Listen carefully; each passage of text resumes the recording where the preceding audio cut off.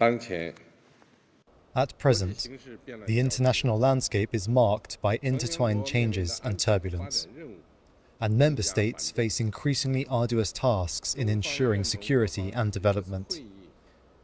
China is willing to work with all parties to take this meeting as an opportunity to review experience, draw up the blueprint, and jointly promote the Shanghai Cooperation Organization in entering a new stage of high-quality development and high-level cooperation, and to build a closer community of shared future for the SCO.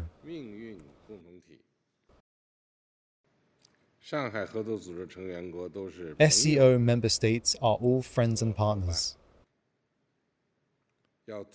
We must respect each other's differences, maintain strategic communication, build collective consensus, strengthen unity and coordination, expand the scope of cooperation, make full use of each country's strengths, and shoulder together the responsibility of promoting peace, stability, development, and prosperity in the region.